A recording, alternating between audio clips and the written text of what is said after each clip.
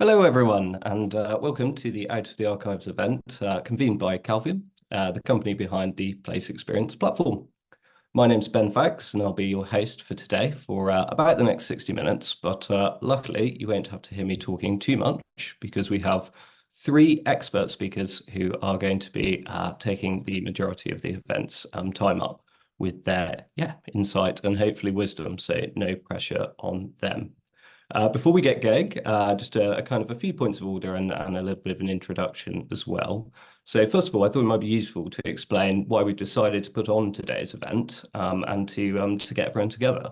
So Calvium, for anyone that isn't aware, we're a technology company and we've been working on location-based mobile heritage experiences, amongst other things, for quite a number of years now. And naturally, we're really interested in this stuff. And what we're hoping to do really is to, I suppose in one sense, is to raise awareness of Calvium, raise awareness of our work and capabilities, but more than that, to hopefully start a conversation around this subject. So we've called the event Out of the Archives because, it's probably self-evident, but we think there's a wealth of what you might call content really out there that is often publicly owned, publicly managed, and very well conserved.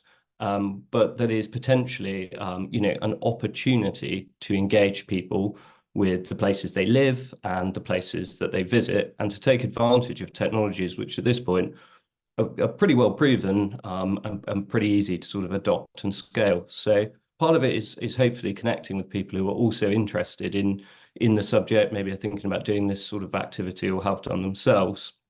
But also more than that, and the reason for inviting speakers is to provide some inspiration for anyone who, maybe wants to dip their toes in the water.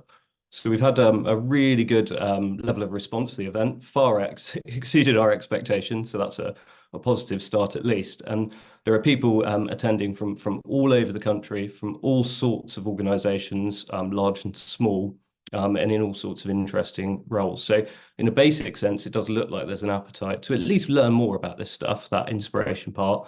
And that's great. So welcome to all of you. Also, welcome to our speakers as well. And thank you all for giving up your time. And also, as I said, hopefully providing some inspiration, some practical knowledge as well. No pressure on that front. The format of the event, as we've mentioned on the event page, but for anyone at the back that wasn't listening, we're using a sort of a fairly quick talk format, what people sometimes call lightning talk, which is sort of hateful, but there we are. And so each of our speakers has been given 15 minutes to talk on their particular area of expertise, and then there'll be 5 minutes of questions as well. The questions are being managed through the chat function on Zoom.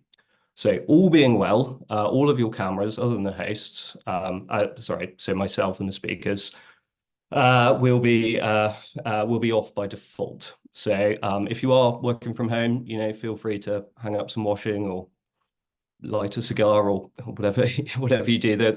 You shouldn't be able to interrupt, and no one will be able to see you. For anyone who's unsure where the chat is, at least on the more recent versions of Zoom, if you look bottom right on your screen, you should see the word more, sort of ... and then within that you should see chat. And so if you click on that, that's how we'll be managing, as I said, the questions. We're also going to be sharing resources in there where there is relevant resources as the talks proceed. And Marissa will be in there kind of managing those comments, managing any clarifications as well. And we'll take any questions you might have for the speakers from that chat and ask them the questions, funnily enough, if there are any questions and if you're all chatting away.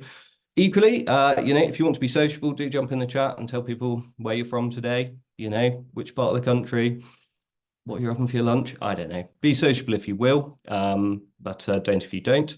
We are recording the event, but because of the format that we've chosen, we won't be showing your face, you can't speak.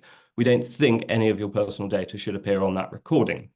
The only way you can is if in the chat function you identify yourself and then I ask a question on your behalf. So if anyone doesn't want to be recorded or identified at all, just don't identify yourself in that chat, and you'll be absolutely fine. I think that's all the housekeeping. Online events, I don't have to tell you where the toilets are or the fire exits. You're going to need to handle that yourself. So hopefully you've got all of that. So I think it's probably best if we proceed. So our first speaker is Fabrizio Nevola, Professor Fabrizio Nevola. Can't remember if I said professor first time around. Anyway, from the University of Exeter. And we realized that the event clashed with his trip to Italy, which is sort of glamorous, but equally sort of annoying if you're hosting an event. But happily, Fabrizio has recorded his talk in advance specifically for us today. So I'm just going to attempt to play that now. And then Fabrizio is sat in an airport lounge, real time. We just didn't want to tempt the gods and try and do a talk from an airport. So he will be available to answer your questions straight after the talk. So as I said, anything at all, chuck them in the chat, ask your questions as we go. You don't have to wait till the end. And hopefully we'll have a chance to ask him if there is anything further you wish to know. So I'm going to attempt to start sharing my screen. And yeah, we can listen to Fabrizio. Thank you very much.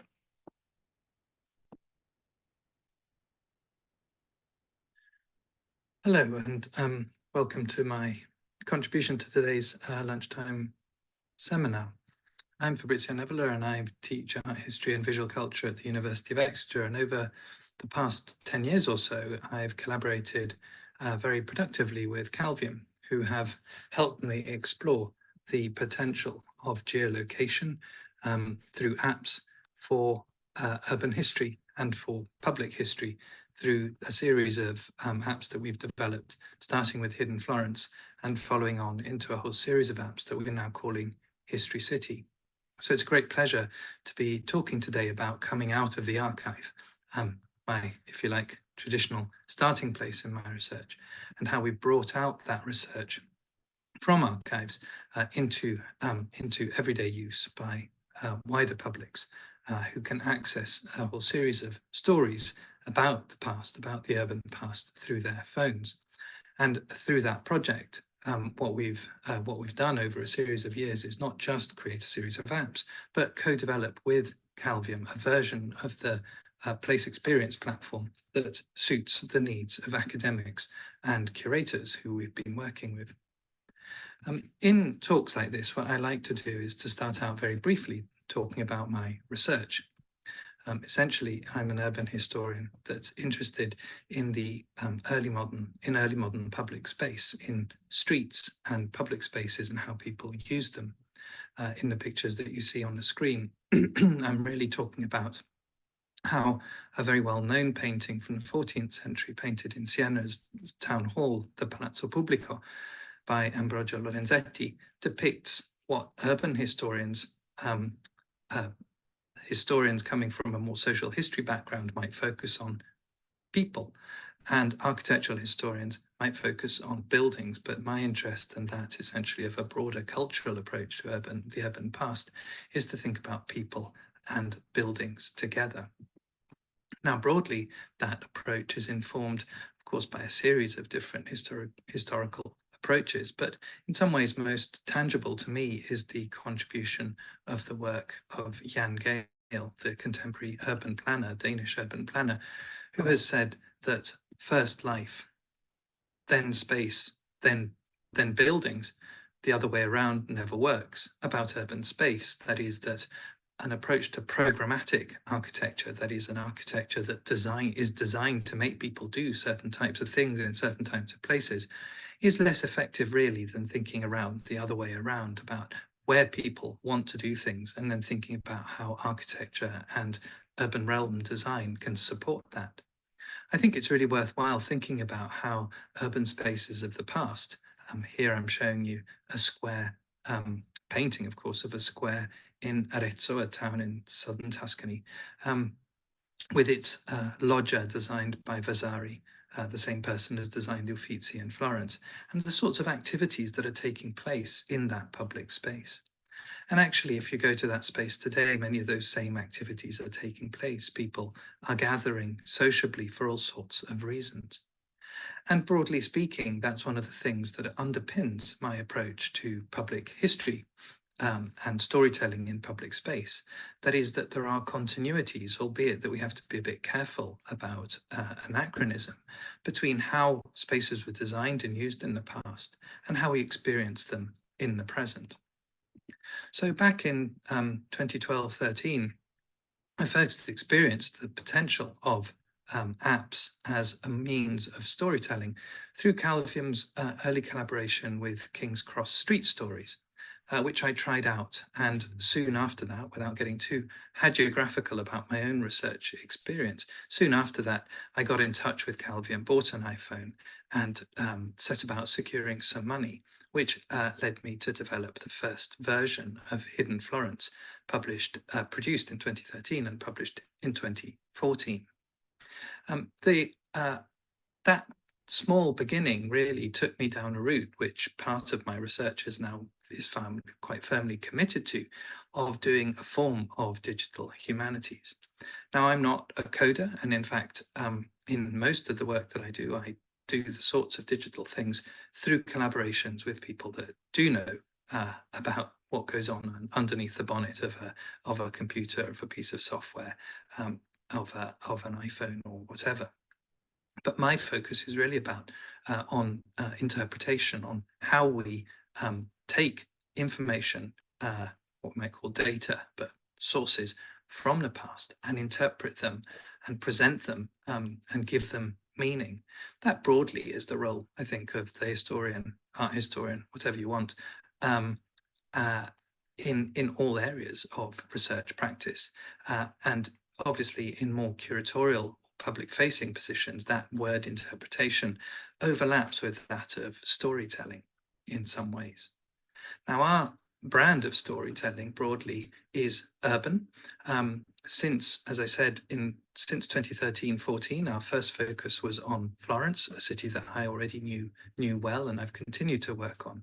But through funding and other opportunities, broadly speaking, we've expanded over the years, and particularly in the last 5 years, to a number of other cities. I'm going to give you a very small flavor of how the Hidden History City apps work through a short video in a second.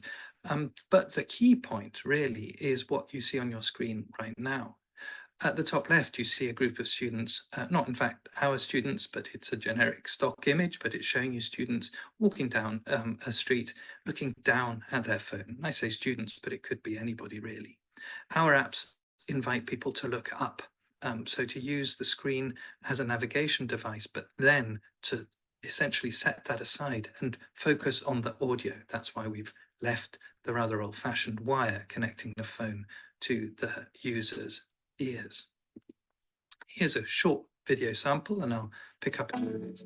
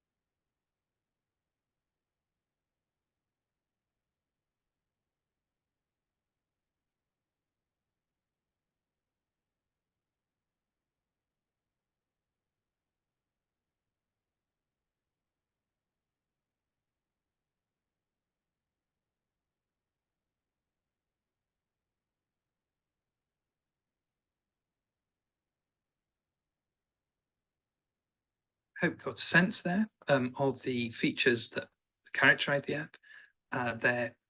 They involve first-person storytelling from historical characters that we've scripted from the past. They have commentary from more, if you like, objective interpretation on the part of historians and curators. They can be presented in multiple languages, and they almost always have a historical map as a base layer overlaid onto the modern Google or Apple map. And most recently, in marketing terms, we've connected up with Apple Maps to provide a series of guides that are directly accessible from within the Apple Maps feature.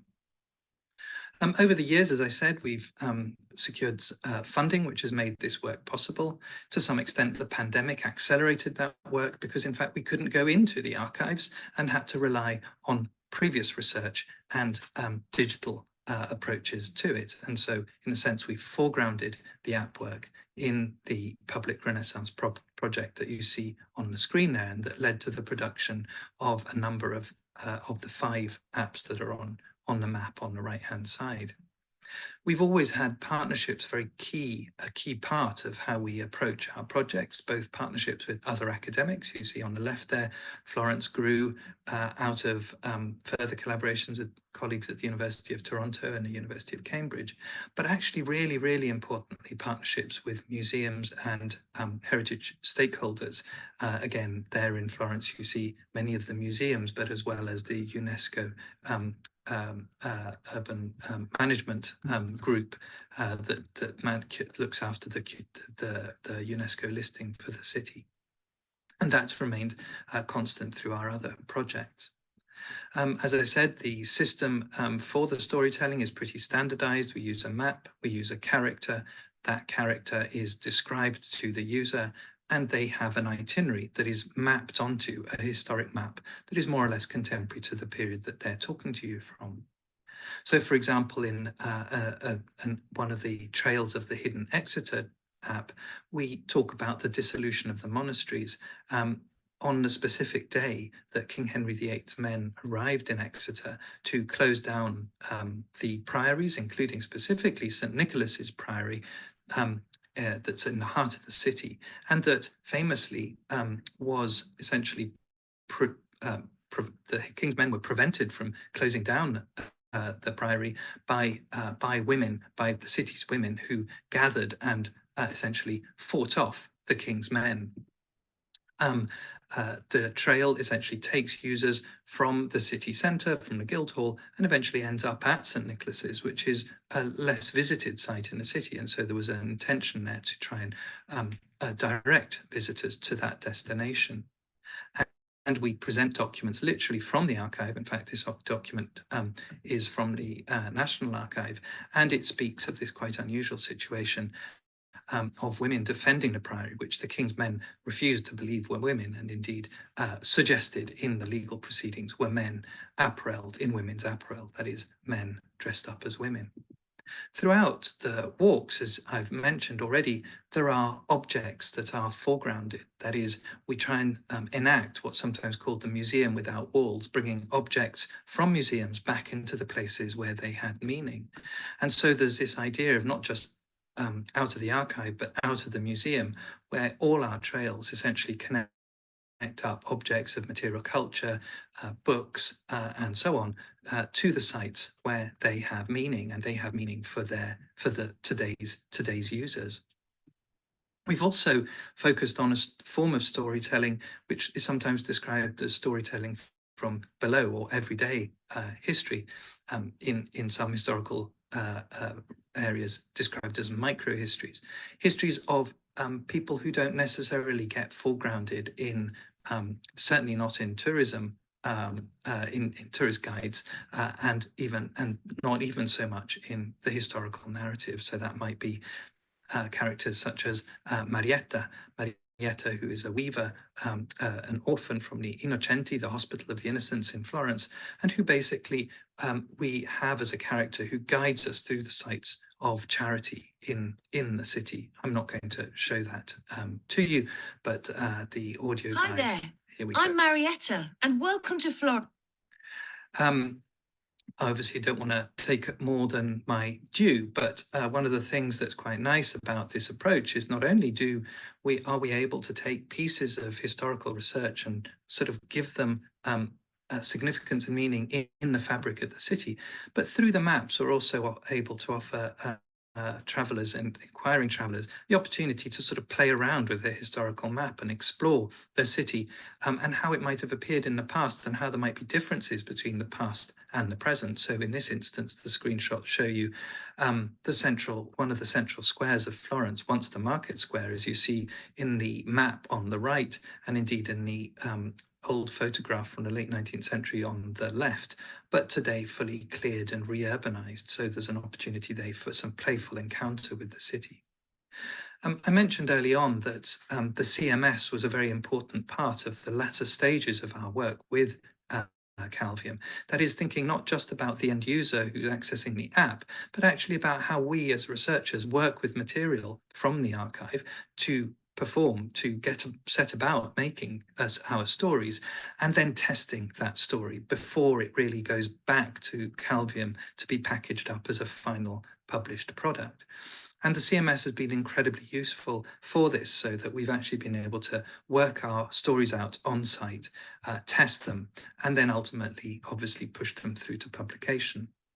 This CMS has become much, much smoother in the last 3 or 4 years, and it's a version of the Place Experience platform, whose logo you see at the top left, that we use for the History City apps today.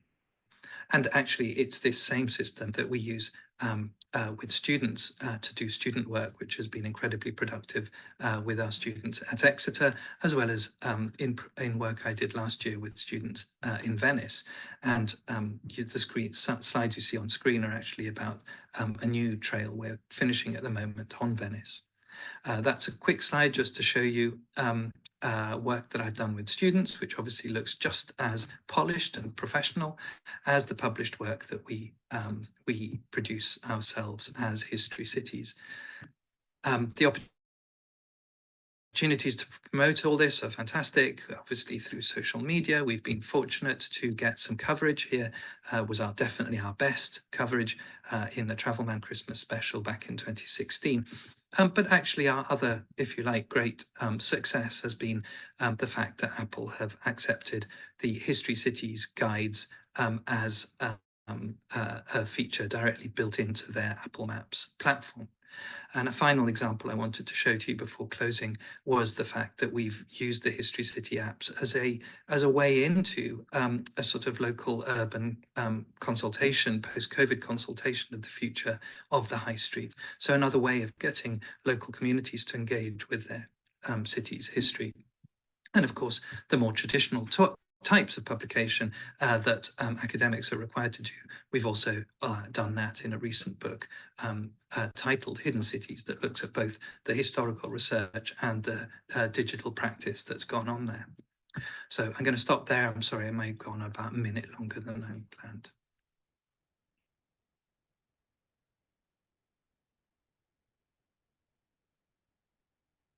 There we are. Thank you very much indeed to you, Fabrizio. I hope you all enjoyed that talk there. Yeah, fascinating, really broad range of subjects, and more than anything else, the brevity you managed there, Fabrizio, was really quite incredible. I realised I'd forgot to mention in the excitement of starting the event that the short video in the middle of Fabrizio's talk, for whatever reason, wasn't playing the game over Zoom when we tried to screen share it, so the audio wasn't playing. Hence why I just muted it and jumped over to it. So anyway, further encouragement to download one of the apps yourself and listen to some of those stories and hear some of those fabulous exotic accents. Now, Fabrizio, as I mentioned before, is joining us from the airport, but I can see your face, Fabrizio. Can we hear you? Let's find out. No, that'll be a no. I might have missed something in the comments here. Let's just have a look. So I'm just going to scroll through the comments and we'll just see if we can get Fabrizio on the audio, or whether I've missed. I've got it. Oh, there we are. Lovely stuff. So I have a few questions myself for you, Fabrizio, but did you pick out any in the comments yourself? I'm really sorry, I haven't been able to access.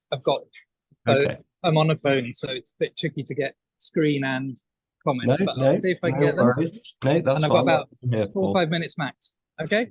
Lovely. That's what I'm here for, to facilitate. So first question then, we have a question coming in from Canterbury, lovely part of the world, naturally. And this is from Michelle Mubarak there, Head of Culture. And the question is, how are the public made aware of the app and how many people have used it since its launch in Exeter? That's a good question. So we, if you like, one of the things to say here is that the apps do have analytics package built in. So we do have some decent level of information about usage. We've done trails in lots of different cities a key problem as academics that we've faced is actually around the marketing. So actually how we make sure that this app ends up in people's hands. At the Exeter end, we're in the thousands, but not in the tens of thousands. I think we're probably in the low thousands. I would have to check to give you specific numbers. In Florence, it's in the just below 10,000, which is the project we've had running the longest. So, you know, they're all measurable. And I've always said more marketing would give us definitely more numbers. It's because we don't have any budget for that in research grants, I think. But collaboration, as I said, is a key part of that in the talk. Great stuff. Thanks very much. Yeah, we've got a few other questions coming in. So Angie Bolton just here. So they're interested about the sources of the images and information, and goes on to say, could you use and link to the museum's images / 3D digital models on, for example, Sketch, or do you take the images yourself? Right, so for pictures, it's a mix. Where we have just a picture, a kind of look for it image, with mostly they're images that we take ourselves, so that it's actually what the thing looks like today.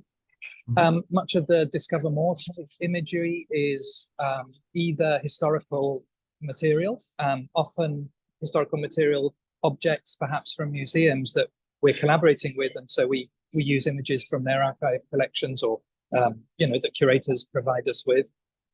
The 3D model question is an interesting one. We've worked with 3D, but it's a slightly different project, Locative 3D, and we've done that with a project done with Calvium, in fact, in collaboration with another partner.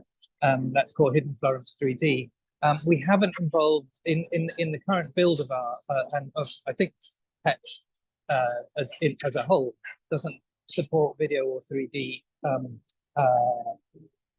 So we've used 2D images always in the apps, but I have worked quite a lot with 3D, but it's in different areas of the world.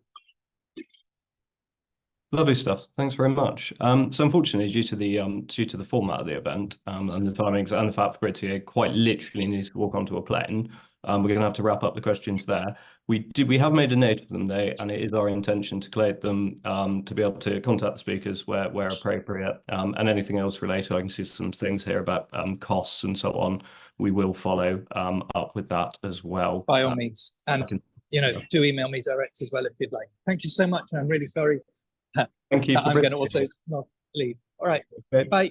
Virtual round of applause. Thanks very much, Thank mate. you. Okay. Cheers. Lovely. Brilliant. Bye. Thanks, mate. So I can see there's a few other questions as well coming in. So Nina Champion has asked about interactive elements like polls and quizzes, mentioning about doing this kind of activity with their son rather. Not the sun. Anyway, I'm rambling. But yeah, that is something you can do with the Place Experience platform. So yeah, you can integrate those kind of things, and it's super common. And in fact, our next speaker, Terry, part of his work in Wiltshire has included those kind of elements. So we've got Terry's slides up, which is a miracle because we couldn't make it work. I don't know how it's happened, but they appear to be on the screen. Thank you. So, Terry, I'm going to hand over to you, and okay. Thank you very much, mate. Thank you so much, Ben, and good afternoon, everyone. And apologies, we tested the screen share yesterday and it worked perfectly well, but of course today it doesn't. So we've got Marissa changing the slides for me. So Marissa, I'll just tell you when we would like to change the slides, please, if that's okay. Yeah, I'm Terry Bracher, Heritage Service Manager for Wiltshire Council, and I'm pleased to be able to talk about the Explore Wiltshire app with you today. I think, Marissa, if we can go to the second slide, please. Brilliant, wonderful. So actually, the slide before, I think previous slide. This could be interesting. Okay, that's wonderful. Thank you. That's slide 2. Thank you. Okay, so actually we need to go back to 2018 and the Salisbury Novichok incident. Some of you may remember. And our original work with the apps came out of that in trying to get people back into the city centre amongst a number of packages. After Novichok, people were slow to come back into the centre. And we were looking at how we could use heritage to engage people in new ways and staying longer in the city centre. And we looked at developing an app, a Heritage Trail app. And from that, we kind of wanted to expand that to look at really more broadly, I suppose, how we would deliver that for other Wiltshire towns. And this is how the Explore Wiltshire app came about.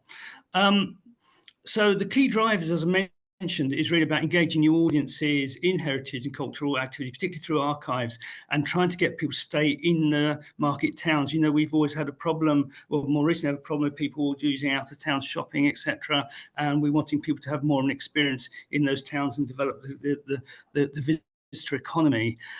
So they were our key drivers.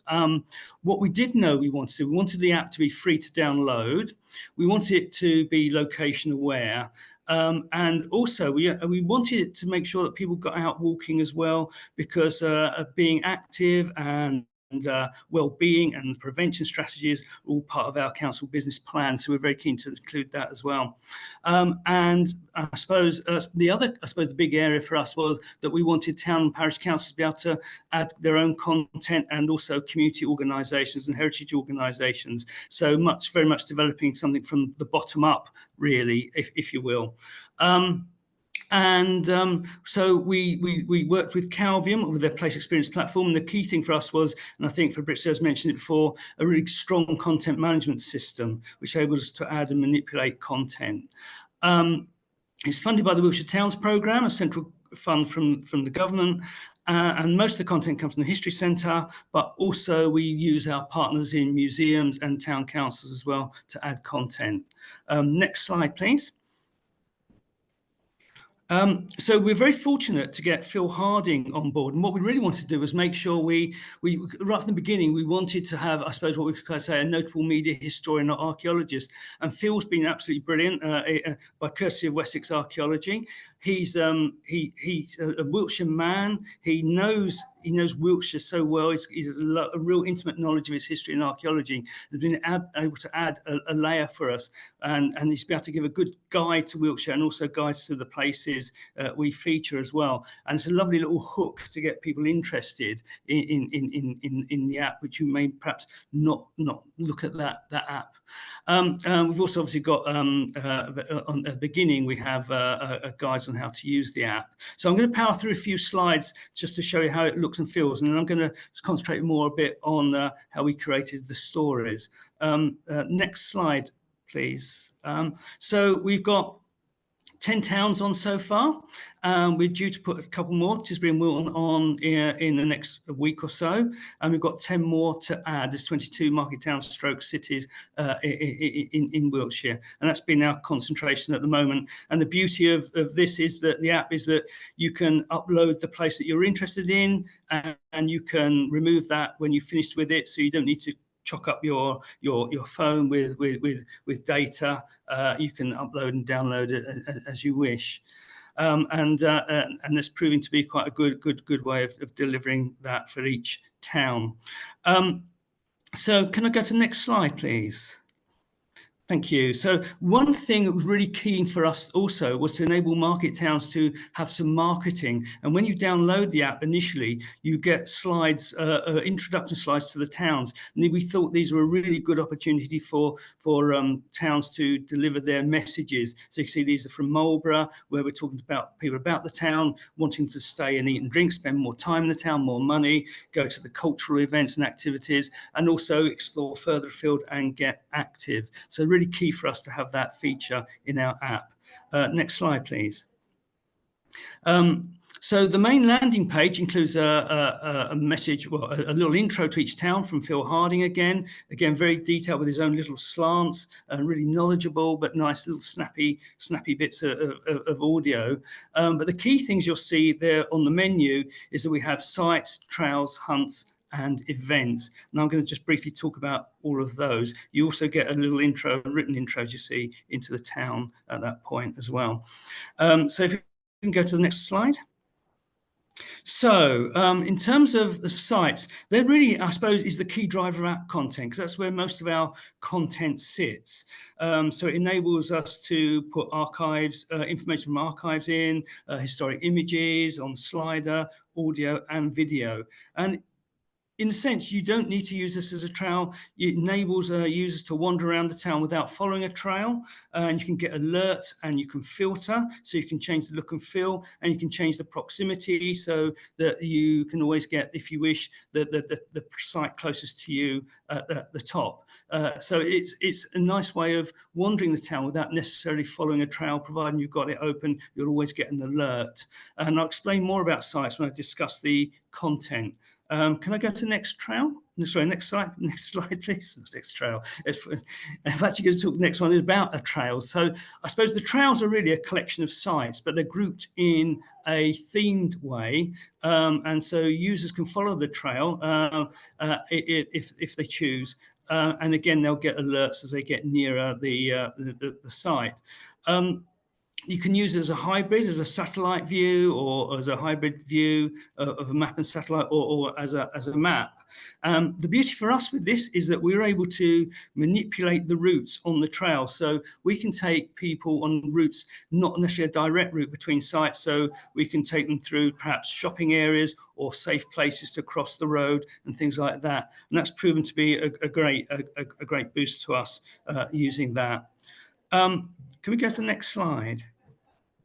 So the other feature which we've really enjoyed working with, and I think it presents a nice challenge for us, particularly as those working archives and in local history. And I should say that at the History Centre we have 8 miles of archives going back 800 years, so we've got plenty to choose from. And the key is, how do we make it fun? How do we make it engaging?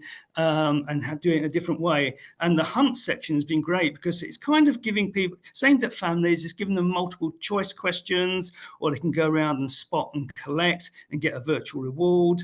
And other town councils have also used it in a way which we probably hadn't thought about, which is they're using it particularly during holidays. Warminster Town Council is a great example. They're using it to show people around the town, follow around shops by having trails such as pumpkin hunts and things like that. So each shop has a pumpkin in it, on that particular trail, and it's encouraging people to go around the town centre past those shops. So it's another interesting way in which they've used it, and I think Warminster has been particularly active in that, but other towns are also following suit as well. So it's another great feature. Next slide, please. Okay, so this is our events calendar as well. So we're also keen to enable towns and villages to market their local events as well, while we had people on using the app. So it's a good opportunity not to be missed. As we've had this little feature added, we're going to be developing that a bit more with Calvium later. And again, it's a real good opportunity for towns to boost their visitor economy. Okay, can we go to the next slide? Right. Okay. So now I just want to talk a bit about the curation of our archives and the curation of the stories in the sites, in the content. What we try to do, I suppose, is try not to be too factual. I suppose a bad analogy in a way, but more tabloid than broadsheet, if you will. And we want to try and get stories that hooked people in, as Fabrizio has mentioned in his previous example. So, for example, this is Chippenham and Ye Old Hall. Now, we didn't start saying it was built in 1450 and so on. We looked for a hook, and we settled on it 100 years later. Started with 1560 with William Sharrington, and William Sharrington rose through Henry VIII's court. And by the time of Edward VI, he was put in charge of the Bristol Mint. But he was a bit of a crook, so he defrauded the Mint. He joined a failed rebellion against Edward Seymour, the protector of Edward VI. He was pardoned, he lost a fortune, regained a fortune. We're asking people, imagine yourself as William Sharrington, because now you've regained your fortune and you're standing in front of the Old Hall and you've purchased that hall. And what that means is you can charge people for tolls and fares. So it's kind of trying to give them a different angle, and then we can start talking about the details of when it was built and what it looks like. We also actually found within our records a bit about pirates being held, because there's also a jail at the Old Hall. And so in 1709, there were 6 pirates in custody, and 1 shilling was spent on 7 quarts of ale for the pirates. 6 pirates, 7 quarts of ale. Don't know who got the 7th, probably the jailer, I think. But the key thing again is try and find an interesting angle and drawing people in, not just the same sort of angle, same sort of standard, I suppose, format. And again, with the lion in, a very good example. Again, you might think, what's the Great Fire got to do with that? Well, the interesting thing is in 1666, two men, John Woodman and Henry Baker, were having, I suppose, a drunken argument over some business dealings in the pub. And at the same time, there's a lot of bonfires being lit around Chippenham and all around the country to celebrate the defeat of the Dutch fleet. And in his, I suppose, his drunken stupor, the Woodman said, "Oh, you'll have had enough of bonfires, and you mark my words, in a few days, the whole of London will be alight." And of course, we didn't know that a few days later there'll be a great fire of London. At which point, Henry Baker informed his MP, and Woodman had to go on the run because they took it quite seriously about who had perhaps started the fire. So it's quite another little angle that we've been able to use and get people interested in that site in Chippenham. And the one you see on the right, the African preacher at the Tabernacle in Chippenham, it's a little extract from a newspaper about an African preacher in 1774. But what that does, it gives us an opportunity to talk about the early black history in Wiltshire and in Chippenham, which goes back in Wiltshire goes back to 1586. And we've been also able to add an audio as well to give a bit more layer, a bit nuanced, more nuanced detail on that, and talk things about like language that was used in those days as well. Next slide, please. And this is my final slide. We've been experimenting with audio, and that's been quite useful. We need to do it more. We want to get more community voices on there. At the moment, we've got some curators, but we have got artists and poets. We're able to give an interesting insight, particularly in Bradford-on-Avon, and why the town's called Sniffy, because everyone was sniffing, working at the rubber factory, and sniffed up the dust and was sniffing all the time. It's those lovely little insights that we got. And this one, which I've shown you here, the obelisk, has Dorothy Treasure, a buildings historian, talking about the buildings and the origins of Warminster. So we're using audio quite a lot. Again, we're looking at odd stories where we can find them in left field. For example, you can see there's one of the Warminster thing. This is based on the 1964-65 phenomena of some strange happenings going on in Warminster. And you may remember that Warminster became known as the UFO capital of Britain at the time during the 60s and 70s. So it's another little story, just little ways of getting people interested in drawing them into the heritage. And there's a lovely mural on the wall. And lastly, just to finish, I suppose, is talking briefly about the use of cinefilm. Now, for this, we do have to go out into our YouTube channel, and I think the link's going to be posted in the chat. And what we've done is working with Windrose Rural Media, who we work with to digitise our cinefilm.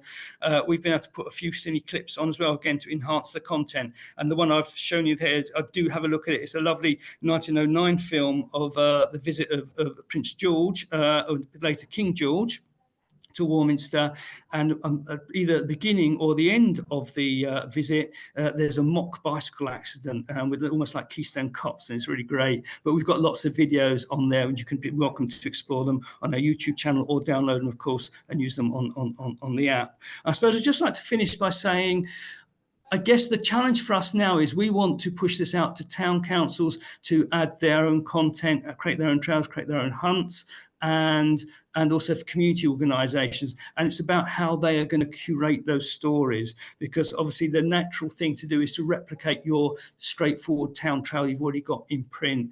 And I think what we'd like to encourage is everyone to get a bit more engaging and trying to get new audiences engaged through these stories.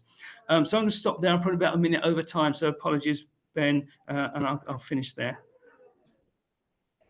No worries. Thank you very much, Terry. That was a brilliant talk. And yeah, again, to get so much in such a short amount of time is appreciated, quite apart from the preparation that you've clearly put into it. So yeah, brilliant stuff. There's been lots of engagement in the comments as well. So I'm just going to cherry pick a couple of them. So the first one was about user numbers. Yeah, just interested from Angie Bolton. Not sure if that's full name or Angie from Bolton, so apologies. Yeah, just do you know? Yeah, we've got some great analytics on our content management system, so we can even drill down to the number of users who use each site, etc. We're about, since we launched, and it's been, the launches every time we put a town out and we get spikes. So at the moment, since we launched about late June, early July, as we've adding towns, it's been growing about 3,500 users at the moment. Similarly, about 2,500, 3,000 sites have been visited, but that's growing all the time. And as we put more towns on and we grow the towns, that's increasing. We're seeing lots of spikes every time we launch. That's absolutely brilliant. Great numbers. Yeah, I mean, it's fairly recent. Got a question from Michelle, who I believe it's Michelle at Canterbury, which kind of links to it. But how did you decide which stories to highlight? You mentioned tabloid broadsheet, which is a great turn of phrase, nothing else. And yeah, what did you do by way of public engagement? Well, it actually says was there public engagement, but I'm going to assume on her behalf. Yeah, yes, we talk to where we can. We talk to local history societies and the town councils and people we know, local historians. So one, we want to check our facts with them, but also get their angles where those stories are useful and interesting. So yes, we definitely do it in that way. And obviously we like to get feedback from the public on each story. But the way in which we chose them is, I guess we can only have so many and we've got so much in our archives. We did kind of research and just seeing what leaps out to us and what matches a building that looks viable within I suppose, a reasonable safe route to walk around the town centre, because we can't take people across very busy roads and things like that, or too far out at the moment. Great, good, thanks. That's a really good answer there. So yeah, that is Angie from Oxfordshire, just to clarify. There was a few questions about accessibility, which we don't really have time to cover, but the very short version is it's a fully accessible product. Calvin, big exponents of not just accessible design, following standards, having, say, audio where relevant to be able to be read out, working in conjunction with assistive technologies, but also that additional layer of accessibility, which is, flagging maybe areas in the real world that might be challenging, depending on, the needs of particular users, that sort of stuff. So we can talk more about accessibility if everyone wants to know a full version of Calvin's stance on it and the product and everything else, but we don't really have time. So thank you very much to Terry again. He's disappeared. He's gone, which is quite a sort of rock star way to finish there. He dropped the mic in Zoom terms. So next up, and top of the bill, let's say, we have Pete from Bristol City Council. So I'm going to hand over to you, Pete, if that is okay. Hopefully you'll be able to share your screen. And yeah. Thanks, Ben, and good afternoon, everyone. So my name is Pete Insole. I'm currently the Historic Environment Officer for Bristol City Council, working in the planning department. And thanks to Calvin for inviting me to come and talk to you today about our resource called Know Your Place, which some people will be familiar with. I hope the Wiltshire are, because it does cover Wiltshire as well. But I'm just going to be showing the resource as it's live on the screen in my browser here, just to talk you through what it is and what benefits it has and its connections to the archives primarily. So it's a resource where we created this about 13 years ago now, where we were trying to develop an idea to create this shared understanding and a shared story of Bristol City, using material from the archives. But in my role, as a historic environment officer in the planning department, I'm keen on managing that heritage of our place for the future generations. And in order to do my job, I need access to the information from the archives. I need access to historic maps. You can see poking out on the left-hand side of the screen there. I need archaeological reports and these sorts of things to be able to manage that resource for the future. Now, technology was enabling us to present that information in web platforms like this, but I was keen to ensure that we were broadening that kind of story as wide as we could, so we could do a better job at managing our heritage.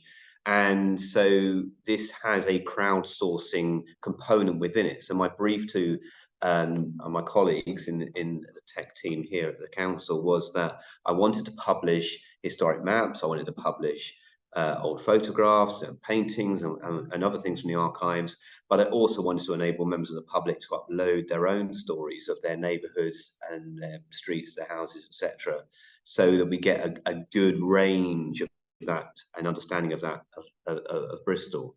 So when you open the resource, like I've done here on the screen, what you've got is a whole list of layers on the right-hand side on this menu here.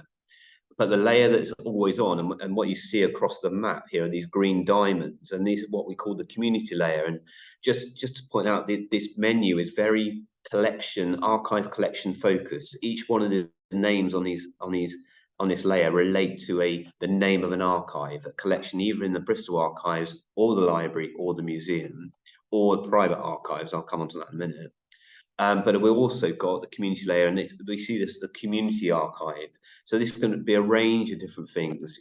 So people can upload these images. It could be a historic image like this. Yeah.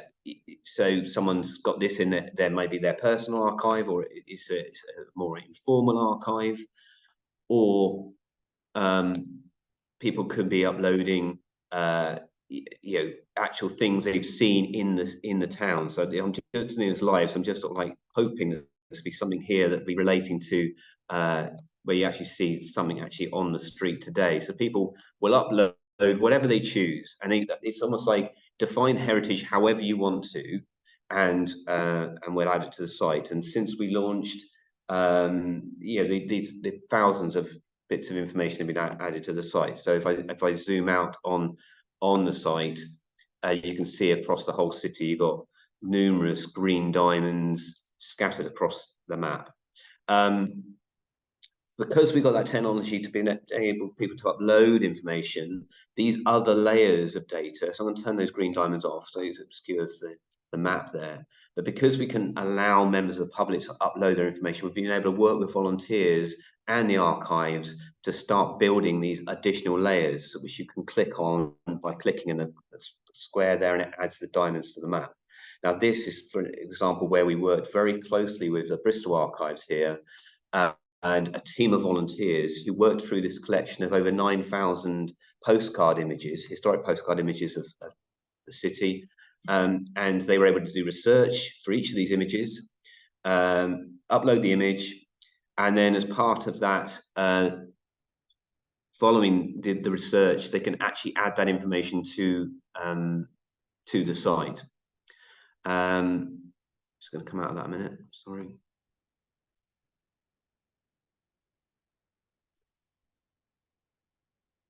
Anyway, build that story up. But one of the things, as you saw on that map, where you've got all those diamonds on the map, one of the issues is that you've actually got almost too much data now on the web. You could argue, and people are saying, well, how do I find out the history of my particular neighborhood? So what we started to do is build these things called story maps. It's using the same technology. It's produced by a software company called Esri to actually create what we call these story maps, where we can actually take people through the content that's on that you can find on Know Your Place, but done it in a kind of more narrative form. So in this case, it's a neighbourhood in just southeast of Temple Mead Station in the centre of Bristol's St Philip's Marsh, where there used to be a densely populated part of the city, but now very few people live in this part of the area. And yet it's an area that's seen lots of change in the past and is about to go through another process of change now. And what we were keen to demonstrate is these places is always about the story of change in these places. But those places, it's about the people as much as it is about the physical fabric of the houses and streets and so on. And these they're not location aware in the same way as, say, the Calvium apps are. But they can make them a location aware, so you can explore these historic maps and actually kind of walk around them in a way. It will pick out your blue location on the map where you're actually standing. But we've added this sort of narrative in here, and as you scroll down, the map will then highlight elements that we're referring to in the text on the left-hand side. And when we get to a more interactive map, so this is a static map that's came from the libraries. Sorry to interrupt you. Sorry to interrupt me. I don't think we're getting the same thing you're getting on your screen. Sorry. The image there. Sorry. Less. No, don't be daft. That's the intricacies of screen sharing for you. Yeah. So let me go on to It's because I wasn't sharing my actual screen. So let me go and share the actual screen I was trying to share. Many apologies. Yeah, I think it's happened to all of us many times. There we go. So you should be able to see this. This is what we're talking about in terms of a story map. And as you scroll down through the map, you get the text on the left-hand side with associated images, which you can then explore in more detail by clicking on them. And they're all, in terms of accessibility, these have all got alt text associated with them, as has the map on there. So you can actually click on there and see what this map is. It's from the reference library. But when you get onto more interactive maps, the maps embedded within the story map they can be location aware. So you can actually zoom to your location by switching on the GPS feature there, and it will zoom to where you are. But these maps are clickable, so it will give you bits of information about what is shown on the map. And as well, you can browse around the map to explore it more. As you zoom down through the text here, you will see that the map changes on the right to match what the text, the narrative is going through. So this has now gone to an 1880s map in this case, and you can see how the neighbourhood has changed in that period of time. And then when we come down to individual elements, we can the map zooms into what we're talking about here. And again, you can look at, that's the old pub that was on the corner there. That's where it was. And as we scroll down further, you'll see further details as the map will move around as you're scrolling down through it. I'm sure you've seen these sorts of things before. So it's not, as you're walking around these streets, this map won't move like it would do in one of the Calvia maps. But it is a way to actually bring this kind of story of change to life. And it's a really nice interactive way of telling the story of a neighborhood and drawing pieces of information out that you want to highlight, particularly when it's coming down to places that are going through a period of change, and you want to draw attention to certain things. You want people who were involved in regeneration of an area or the community themselves to be aware of, so that it starts to inform what might be more appropriate ways to change. And audio was mentioned by the previous speaker, and we've also collected community voices as we've been walking around and doing our own research for these places, so that we have audio that we've collected, and always we include an audio transcript so that people can actually read what's being said. I just want to flick back, doing the proper thing now, flick back to Know Your Place so you can see what's happening there. Because I mentioned about the fact that what we're trying to do is talk about the future of these places as much as the past. So all this information, the idea is we want people to take what we know about the past to inform that future. And many people who come on to Know Your Place, all they want to do is be able to pull the old map across so they can actually explore that historic map, because they're usually beautiful things. And we want to, provide greater access to this old mapping. In this case, this is held by National Library of Scotland, which you will have seen their resource, where they enable a similar way of interacting with these historic maps. But we've also got a lot of other mapping that we've collected or is held by Bristol Archives or by the museum. So you always have a main map here on the right and a comparison map on the left. And it gives you this kind of direct comparison about how a place has changed over time. In terms of what I say about, okay, it looks like you're looking back into the past here, and what we're trying to do is actually take that past into the future. What we are seeing, the use of Know Your Place is actually being used by every planning application that comes into our department for our assessment. Every single one of those bigger planning applications will have used Know Your Place almost every time. And at the very least, they would have added some of the historic mappings. They've shown, we understand how this place has changed. But they also will be referring to the other diamonds that are on the map. And I talked to people about the fact that when you interact with this and you start to upload information, this information is then coming into the historic environment record. Therefore, it is part of the planning process. Therefore, by adding a point to the map, you are actually participating in planning here, which is quite a powerful thing. So it's as much about the future as it is about the past in this regard.